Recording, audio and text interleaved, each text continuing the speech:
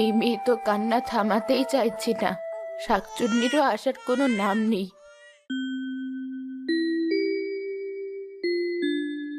দোলনা নেবেন? দোলনা, বাচ্চাদের ভালো ভালো দোলনা পাওয়া যায় এখানে। দোলনাটা দেখতে তো বেশ ভালোই লাগছে। ওই মানুষের বাচ্চাটারও ভালোই লাগার কথা। দেখি কোনোভাবে দোলনাটা নেওয়া যায় কিনা। আজ তেমন কোনো ক্রেতা দেখছি না আশেপাশে, কি যে করি। এই যে ভাই, দোলনা কত করে? আসুন চাচিমা, বেশি দাম না। কত বয়সের বাচ্চার জন্য নেবেন? বয়স তো জানি না, এই ধরো এতটুকু।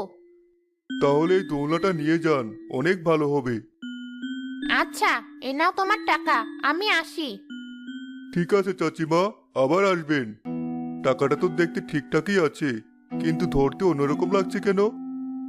লোকটা আমার চালাকি টের পাওয়ার আগে তাড়াতাড়ি কেটে পড়তে হবে। এ কি?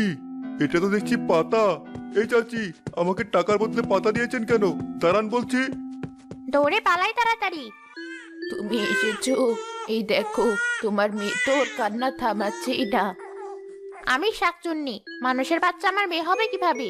দিন, ওকে আমার কাছে দিন। তোমার কাছে যাওয়ার সাথে সাথেই ওর কান্না থেমে গেছে।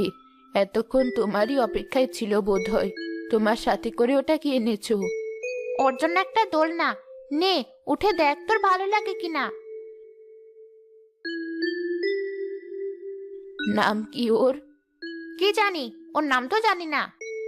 দোলনায় ওঠার পর ওর মুখের হাসিটা দেখো। দোলনা খুব পছন্দ হয়েছে ওর মনে হয়। তবে ওর একটা নাম দেওয়া উচিত। কতই আর ওকে মানুষের বাচ্চা বলে ডাকবে।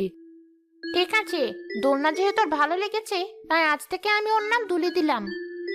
দুলি আস্তে আস্তে বড় হতে থাকলো। শাকচুনি প্রায় প্রতিদিন তার সাথে দেখা করতে আসতো। আচ্ছা নানি, মা তুমি দুজনে দেখতে অন্যরকম কেন? আমিও তো দেখতে মার মতো হইনি। আসলে তোর মা তোর নানার মতো দেখতে হয়েছে। তোর নানাও দেখতে তোর মায়ের মতো ছিল। ও, কিন্তু মা সারাদিন কোথায় থাকে নানি? প্রতিদিন শুধু একটু সময়ের জন্য দেখা করেই চলে যায়। মা থাকতে অন্য বাচ্চারা আমাকে বলে আমার নাকি মা নেই। ওরা মার কথা বিশ্বাসই করতে চায় না। তোর মায়ের বাইরে অনেক কাজ, তুই অত ওসব নিয়ে মাথা ঘামাস না।